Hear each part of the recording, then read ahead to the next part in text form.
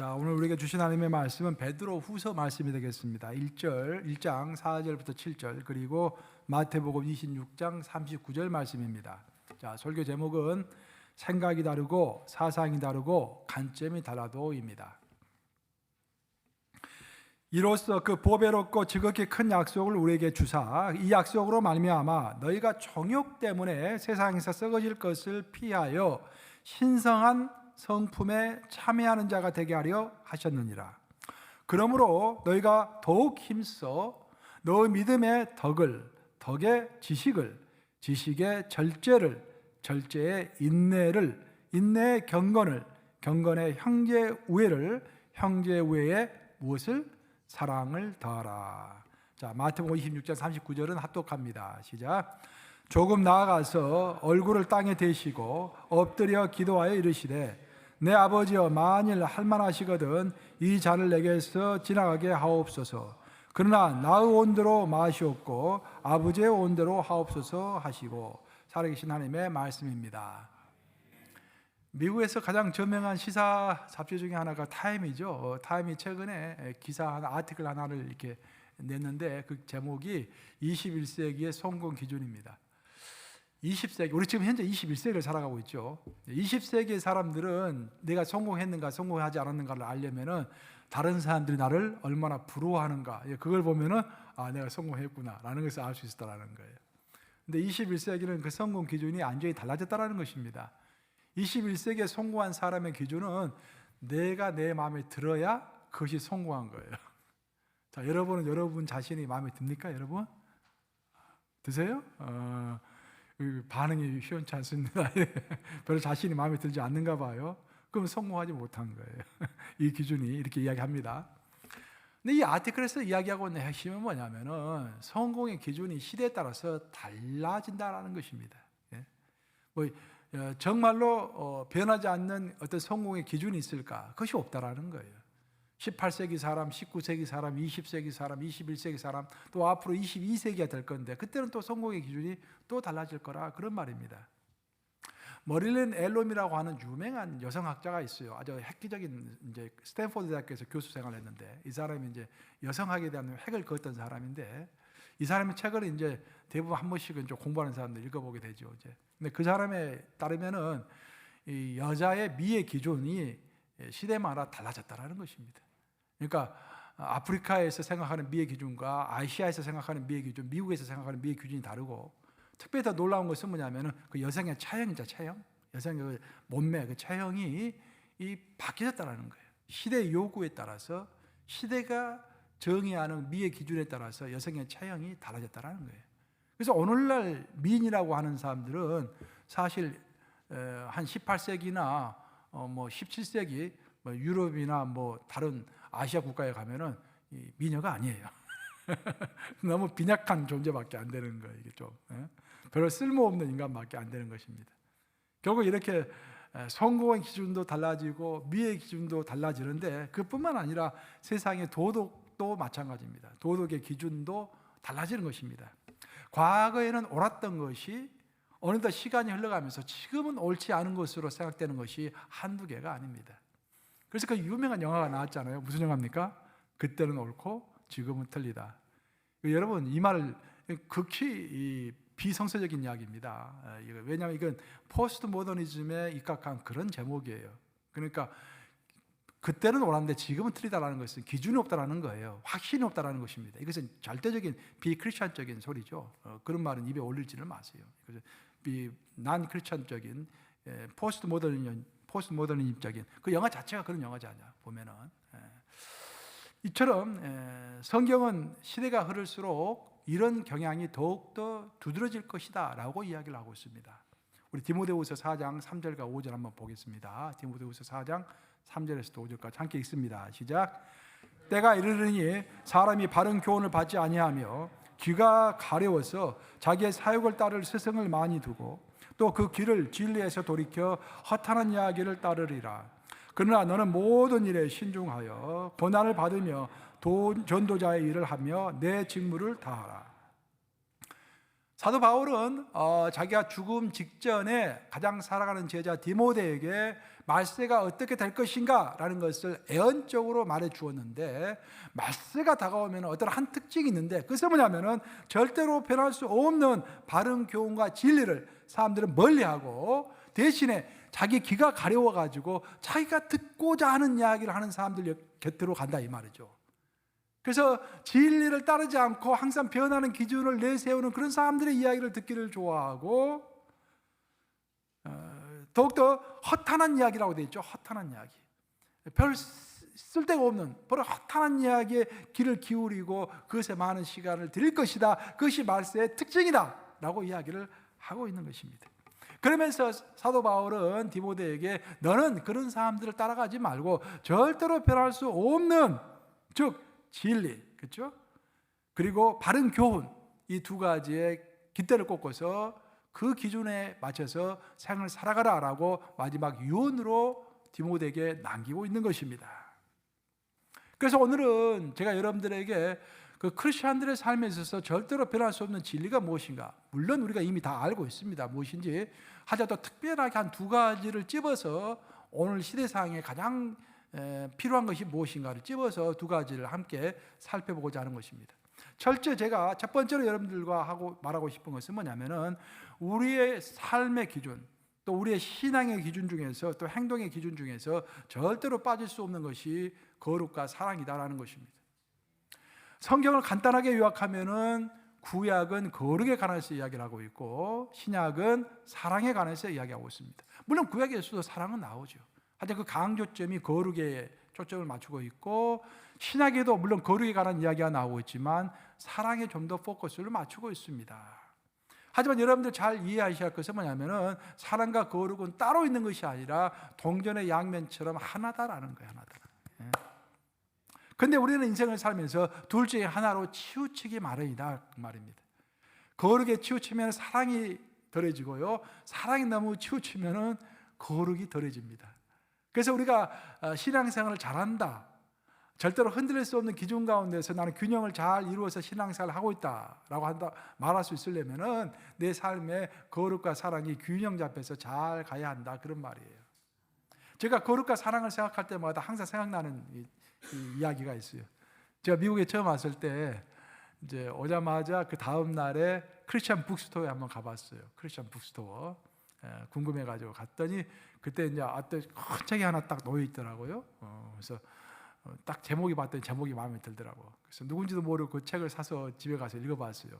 척 콜슨이라는 사람이 쓴 How Shall We Live?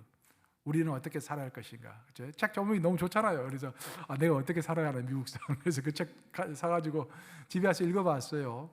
근데 척 콜슨이 나중에 알고 봤더니 이제 닉슨 행정부 때 미국 백악관에서 보좌관으로 일을 했고, 또 오늘날에는 이제 미국 크리스천의 스승이라고 하는 영적인 지도자죠.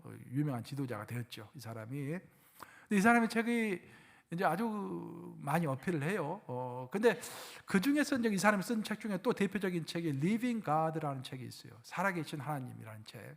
그 책에 나오는 구절이 너무 강력해서 내가 이제 보통 거룩과 사랑을 이야기할 때 사람들한테 이야기를 많이 해주는데, 그 내용은 그런 거예요. 척 콜슨이 재소자를 위한 사역을 했습니다. 특히 사형수들을 위한 사역을 많이 했어요.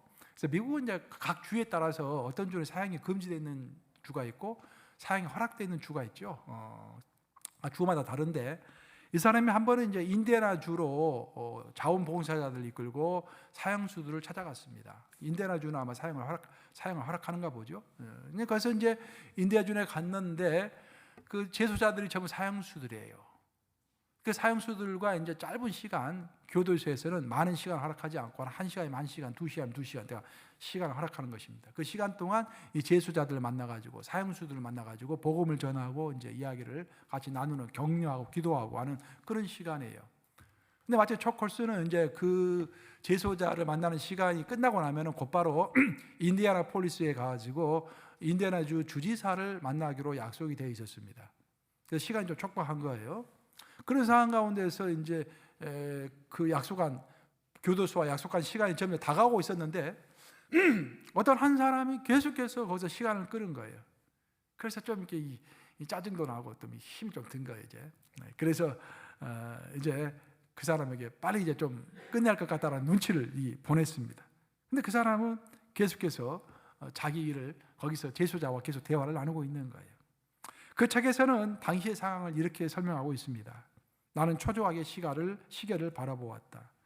그리고 나를 주지사가 있는 인디애나폴리스로 데려갈 비행기가 인근 활주로에서 대기하고 있다는 것을 의식하면서 그에게 말했다. 죄송하지만 이제는 가봐야겠습니다. 50대 초반에 짝달막한 백인이었던 그 자원봉사자는 사형수와 어깨를 나란히 한 채 서 있었다. 그 제소자는 성경을 펼쳐 들고 있었고 그 나이든 사내는 그중 한 구절을 그에게 읽어주고 있는 것 같았다. 그래요? 그 자원봉사자가 나를 올려다 보았다. 우리에게 잠깐만 시간을 주세요. 이건 아주 중요해요 라고 부드럽게 덧붙였다. 그러자 내가 다급한 마음에 날카롭게 대꾸했다. 죄송하지만 이제 더는 안 됩니다. 주지사가 기다리고 있어요. 빨리 가야 합니다. 그는 여전히 부드러운 음성으로 말했다. 알겠습니다. 하지만 이건 정말로 중요한 일입니다. 나는 클레멘트라고 하는 판사입니다. 내가 바로 이 사람 제임스 브루어에게 사형을 선고한 사람입니다. 하지만 지금 그는 나의 형제가 되었고 우리는 지금 이 거룩한 시간에 잠시 함께 기도하기를 원합니다. 나는 그 독방의 문간에 얼어붙은 듯 서 있었다. 내가 누구를 기다리게 하고 있는지는 중요하지 않았다. 내 앞에 두 사람이 있었다. 한 사람은 무력했고 한 사람은 힘을 가지고 있었다.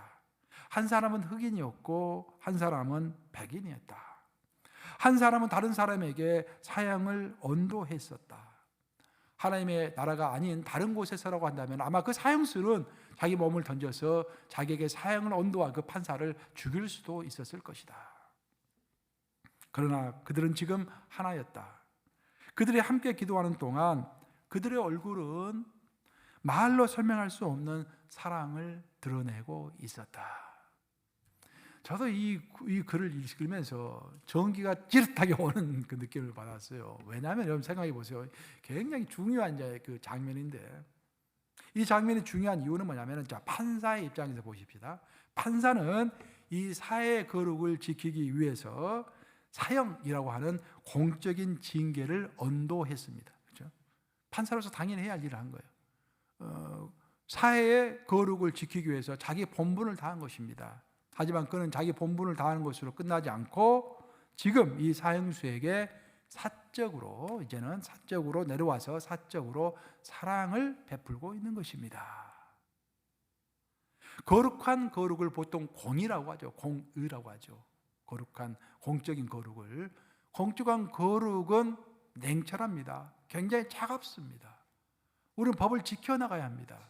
법이라는 것은 사회만 있는 것이 아니라 이 교회에도 있고 여러분 회사에도 있고 우리 교단에도 있는 것입니다. 하지만 법이 법으로 끝나버리면 그것은 크리스찬이 아닙니다. 그것은 기독교가 아니죠. 법이 일단락이 됐으면 그 다음에는 사적인 사랑도 있어야 하는 것입니다. 오늘날 이 사회의 문제가 뭡니까 여러분? 왜 오늘날 이 사회가 이렇게 혼동스러울까요? 생각이 다르고 사상이 다르고 관점이 다르면은 사랑은 그 시조차 없어져 버리는 것이 오늘날의 시대 풍조입니다. 그저 서로가 서로의 적이 되어버린 것이죠.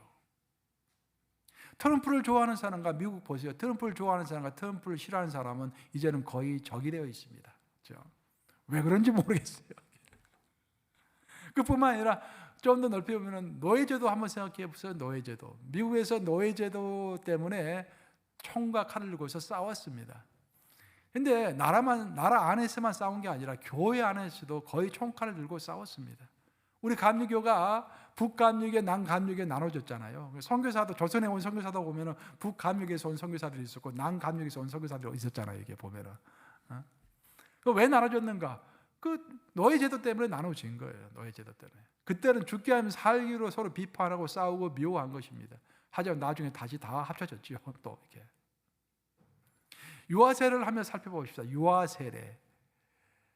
유아세례를 반대하는 일단의 사람들이 생겼습니다. 침례 교도들이 생긴 것이죠.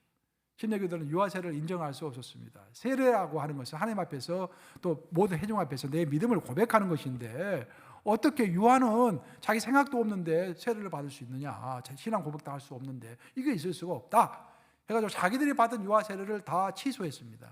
그리고 큰 통을 갖다 놨어요. 그 통 속에 자기 스스로 들어간 거야. 그래서 자기가 다시 세례를 받은 것입니다. 그래서 재세례파라고 한 거예요. 그걸 보고서 켈빈을 따랐던 장로교도들이 이건 있을 수가 없다 해가지고 칼을 들었습니다. 그리고 그 재세례파들을 칼로 찔러 죽였습니다. 수만 명을 찔러 죽인 거예요. 그래서 그걸 피해서, 유럽에서 피해서 미국으로 도망을 와서 만들어진 것이 바로 오늘날의 침례교가 된 것입니다.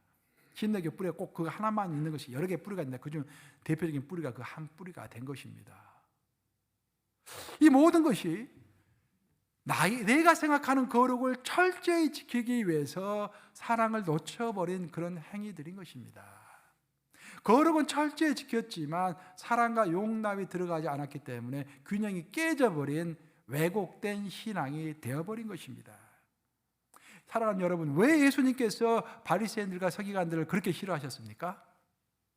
그들이 바로 균형을 깼기 때문입니다. 바리새인들과 서기관들은 거룩으로 이야기할 것 같으면 1등입니다. 1등. 따라갈 수가 없어요, 거룩을. 그런데 사랑에 있어서는 이것인 것입니다. 사랑이 없는 거예요. 균형이 깨진 것입니다.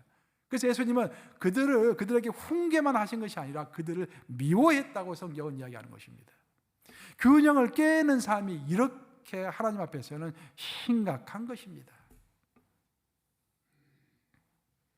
사랑이라는 것은요, 보자기의 비유를 하면은 보자기 맨 마지막 끈을 묶는 것입니다.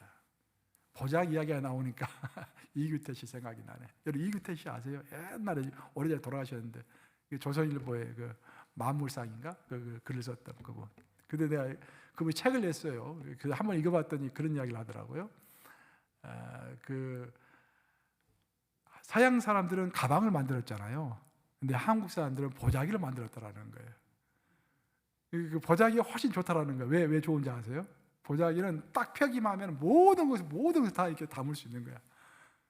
가방은 그냥 이게 다 담을 수가 없잖아요. 이게 부피가 한정이 돼 있잖아요.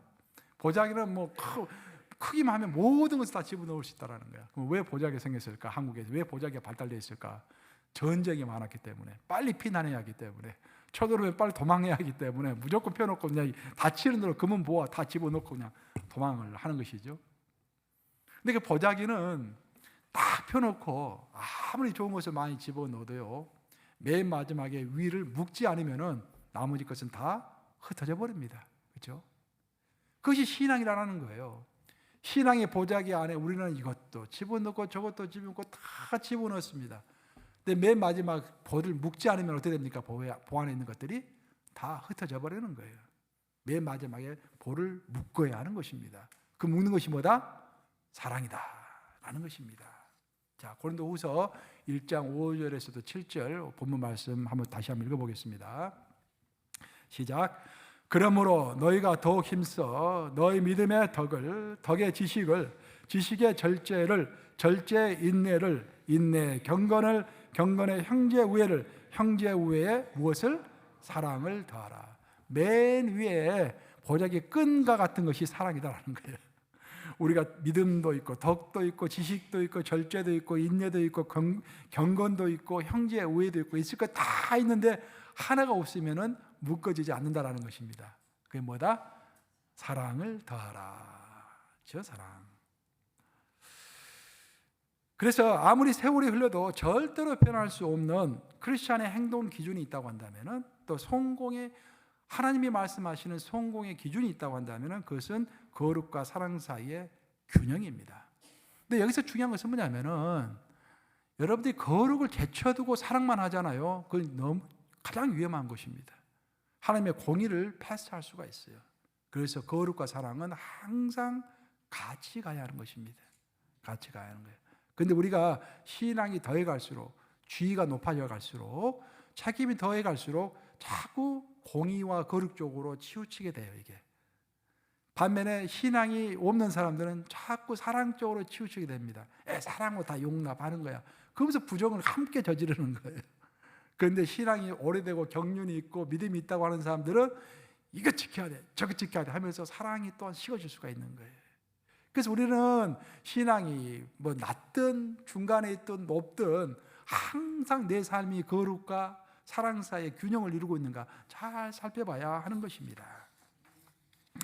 오늘 우리 크리스찬들에게 있어서 변할 수 없는 성공의 기준 두 번째, 내가 오늘 두 가지를 이야기하려고 하는데, 첫 번째가 이제 방금 말씀드린 사랑과 거룩은 함께 가야 한다, 균형을 이루어야 한다는 이야기고, 두 번째로 이야기하고 싶은 것이 성경에서는 처음부터 끝까지 우리에게 어떤 성공의 기준을 이야기해 주고 있냐고 한다면은, 우리의 신앙이 정말 성공했다 하고 하나님으로부터 칭찬을 받으려면은 우리의 태도가 중요하다고 항상 이야기합니다. 착하고 충성된 종아, 그렇게 이야기했잖아요. 큰일하고 세상에 이름을 떨친 종아, 그런 말 하지 않습니다. 우리 하나님이 마지막 심판하실 때 착하고 충성된 종아, 그렇게 이야기한다고 그러셨어요. 즉 진지한 태도예요. 진지한 태도. 신앙은 진지함입니다. 왜냐하면 절대자 앞에 서 있기 때문에. 절대자 앞에서 항상 겸손하고, 절대자 앞에서 항상 진지하고, 그렇잖아요. 까불까불하지 말고. 제가 어렸을 때 별명이 까불이었습니다. 까불이. 오래 까불었어요. 근데 이제 신앙을 가지면서부터 사람이 좀 바뀌는 것 같아요. 오늘 본문은 예수님께서 십자가 위에서 받을 고통을 피하고자 하는 본인의 뜻과 예수님의 그 고통을 통해서 하나님의 뜻을 이루고자 하는 그 하나님의 뜻 사이에서 충돌을 이야기하고 있습니다. 제가 오늘 본문 두 개를 선택했잖아요. 하나는 베드로 전서를 선택했고, 하나는 이제 누가복음을 선택했는데, 누가복음은 겟세마네 동산에서 예수님이 하신 그 유명한 기도를 배경으로 하고 있습니다. 예수님이 십자가에 못 박히시 전날 밤에 겟세마네 동산에 올라가서 기도하셨잖아요. 그 주 내용은 뭐냐면은 충돌입니다. 충돌. 예수님은 우리가 똑같은 육신을 입고 있었기 때문에 십자가 고통이 얼마나 아프다라는 것을 알고 계셨어요. 그래서 그것을 피하고 싶었습니다. 그래서 이 잔을 넘어가게 할 수 있거들랑 넘어가게 해 주시옵소서. 즉 십자가 고통을 피할 수 있게 해 주시옵소서라고 하나님께, 아버지께 기도하는 거예요. 하지만 성부 하나님은 아니다. 너가 태어난 이 땅에 온 이유는 그 십자가를 지기 위해서 왔고, 너가 십자가를 져야만이 온 인류가 너를 통해서 구원을 얻는 것이다 라고 성부 하나님은 이야기하시는 거예요. 그래서 예수님의 뜻과 성부 하나님의 뜻이 충돌하는 것입니다. 이게 이제 가장 큰 주제인 것입니다. 그때 예수님이 어떻게 하셨는가가 중요하죠. 왜냐하면 예수님은 우리의 모범이 되기 때문에. 자, 여러분은 어떻게 하세요? 여러분은 만약 여러분의 뜻과 하고 싶은 뜻과 하나님이 말씀하신 뜻, 하나님의 뜻은 이미 우리가 알고 있죠. 성경에 나와 있고, 설교를 통해서도 알 수 있고, 또 우리가 성령을 통해서도 성령께서 인도하심으로, 또 내 양심을 통해서도 하나님의 뜻은 우리가 이미 알고 있습니다. 그럼 하나님의 뜻이 여기 있고 내 뜻이 여기 있다, 서로 다르다라고 했을 때 여러분들은 어떻게 그 문제를 해결하십니까? 바로 여기서 우리가 예수님으로부터 중요한 것을 배우게 되는 것입니다. 예수님은 굉장히 진지하셨습니다. 예수님은 그 하나님 앞에서 자기의 뜻을 합리화시키지 않았어요. 아유 예수님, 하나님 꼭 이렇게 해야 합니까? 내가 다음에 할 수도, 다른 방법을 할 수도 있잖아요. 그런 식으로 말씀하지 않았다는 것입니다. 그래서 예수님은 간절하게 진지하게 아버지께 아뢰며 기도했다라고 되어 있습니다. 누가복음 22장 44절인데 한번 같이 읽어보겠습니다. 누가복음 22장 44절 함께 읽습니다. 시작. 예수께서 힘쓰고 애써 더 간절히 기도하시니 땀이 땅에 떨어지는 핏방울같이 되더라. 힘쓰고 애써서 간절히 기도했다라는 거예요. 근데 더 중요한 것은 뭐냐면은 예수께서 이렇게 딱 한 번 기도하고 끝나는 것이 아니라 똑같이 힘쓰고 애쓰고 간절히 기도하는 장면이 3번 나옵니다. 자, 예수님 처음에 이렇게 해서 아버지 이 잔을 피하게 해 주시옵소서. 하지만 아버지의 뜻이라면 제가 받겠습니다 라고 이야기하죠. 하지만 그것이 완전하게 마음속으로 확립이 되지 않았던 것 같아요. 그래서 예수님은 누가복음을 보시면 두 번째 똑같은 기도를 했다고 되어 있습니다. 두 번째 하나님께 또 나아가서 아버지 이 잔을 피하게 해 주시옵소서. 정말 하지만 내가 꼭 받아야 할 자인이라면 받겠습니다. 그리고 또 1시간 정도 지나서 세 번째 마지막 똑같은 기도를 또 했다라고 되어 있습니다.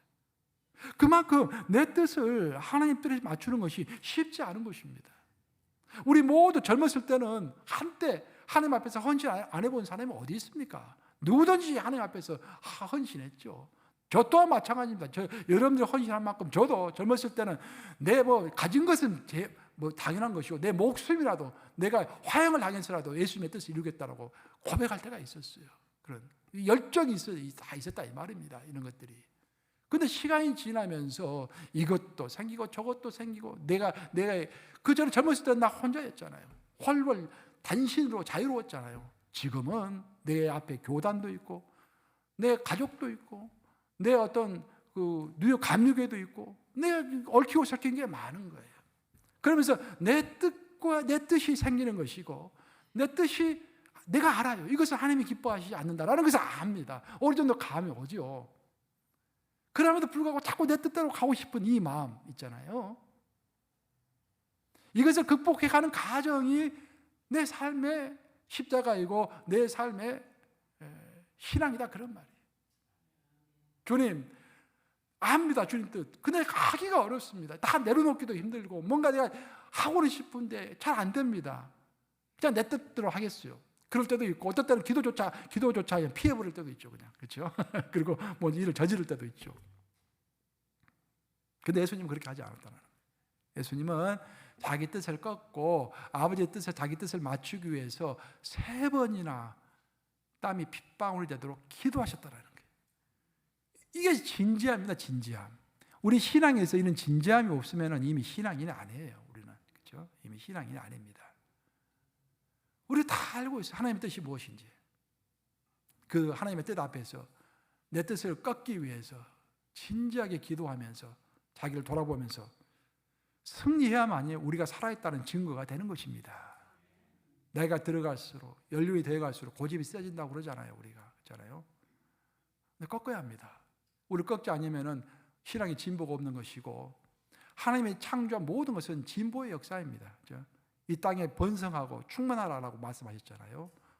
모든 진보하는 역사예요. 하나님 안에서 하나님의 마지막 때가 될 때까지는 진보해야 하는 것입니다. 우리의 신앙도 사도 바울이 말할 때 다름박질한다 돼 있잖아요. 목표를 향하여 다름박질한다. 죽는 그날까지 그렇죠? 진보가 있어야 돼. 그럼 진보가 있으려면 내 뜻을 하나님 뜻 앞에서 꺾을 줄 알아야 한다 그런 말입니다.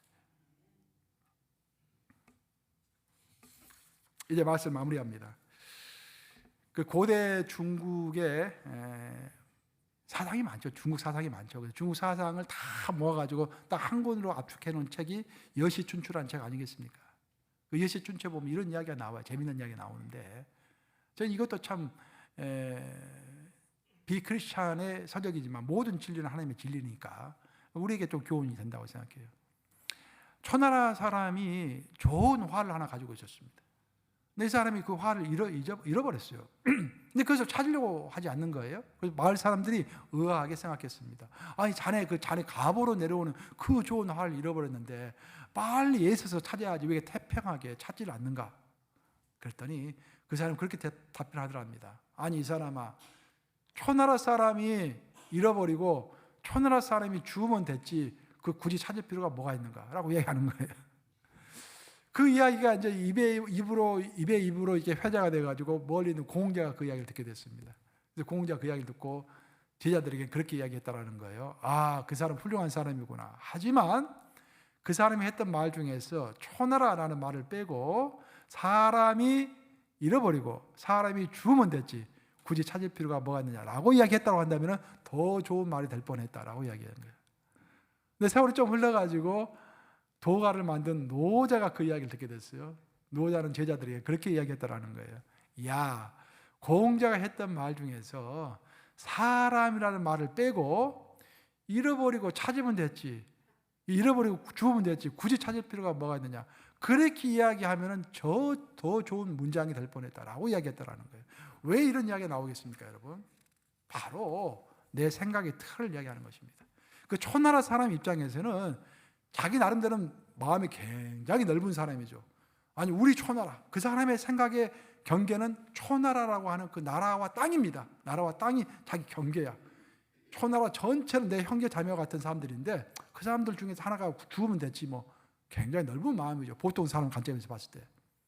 근데 공자는 평생 인이라고 하는 그 사상의 바탕이 위해서 애절을 통해서 군자를 길러내는 것, 어떤 한 사람을 완전한 인간으로 만드는 것, 그것이 평생 공자의 목적이었잖아요. 공자는 초나라 사람이든 노나라 사람이든 저 아프리카 사람이든 한국 사람이든 구별하지 않았습니다. 사람 그 자체에 꽂혀 있는 거예요. 그만큼 더 넓은 것이죠. 초나라라고 하는 그 한계에 갇혀 있지 않은 것입니다. 더 넓은 것이죠. 근데 노자가 봤을 때는 공자도 너무 문제가 많은 거야. 노자는 온 우주를 관통하는 사상을 이야기했잖아요. 우주를 논했죠. 우주를 관통하는 사상을 생각하고 있는 사람이기 때문에, 지구를 뛰어넘어서 생각하는 사람이기 때문에 그 사람이라는 그 한계에 갇혀 있을 필요가 없다. 공자가 그 사람이라는 한계를 뛰어넘어야 한다, 그런 말이에요. 그래서 잃어버리고 죽으면 됐지 뭐 찾을 필요가 뭐가 있냐, 그렇게 이야기한다라는 거예요. 무슨 말씀인지 아시겠어요, 여러분들? 우리 인간은 다 자기 나름대로 자기의 살아온 배경과 경험을 바탕으로 해가지고 자기 나름의 확신과 자기 나름의 기준을 가지고 있는 거예요. 그리고 그런 것들은 제한될 뿐만 아니라 우리를 제한할 뿐만 아니라 변한다라는 것입니다. 우리가 가지고 있는 확신은 변한다라는 것입니다. 그래서 이런 불확실한 확신과 기준을 변하지 않는 확신과 변하지 않는 기준으로 인도돼야 하는데, 그것을 인도하시는 분이 바로 성령 하나님이라는 것입니다. 그리고 우리가 이 변하는 시대 상황 가운데서도 절대로 변하지 않는 진리가 바로 이 성경 말씀이다라는 것입니다. 아멘 하십니까, 여러분? 아멘. 우리 인간이 스스로의 한계 속에서 살아가는 것은 어쩔 수 없는 삶의 본질입니다. 어쩔 수 없어요. 우리가 이제 죽을 때까지 깨쳐가는 것입니다. 성령께서 가르쳐 주신 만큼 깨쳐가는 것입니다. 하지만 문제는 뭐냐면은, 어떤 경우에 우리는 그 한계, 나에게 주어지는 한계, 내 인식의 한계, 내 확신의 한계를 넘어서려고 하는 그런 노력이 없이 그저 한계 속에서 그것을 주장하면서 평안하게 안주하려고 하고 있는 그런 상황 가운데 내가 있다고 한다면 내 신앙에 문제가 생긴 것입니다. 우리는 변하는 진리가 아니라 변할 수 없는 기준, 그것을 추구하는 사람이다라는 것입니다. 저는 오늘 설교를 두 가지로 요약합니다. 오늘 두 가지를 이야기했어요. 첫 번째는 거룩의 틀은 사랑으로 넓어져야 한다. 그것이 바로 성경이 말하고 있는 변할 수 없는 기준이다. 우리는 항상 거룩과 사랑 두 가지 다 함께 가지고 있어야 한다. 두 번째, 우리 사람들의 뜻과 생각의 틀을 하나님의 뜻과 생각에 맞추려는 진지한 노력이 있어야 한다. 바로 이 두 가지는 우리가 시시로 점검해 봐야 할 크리스찬 행동의 기준, 성공의 기준이 되는 것입니다.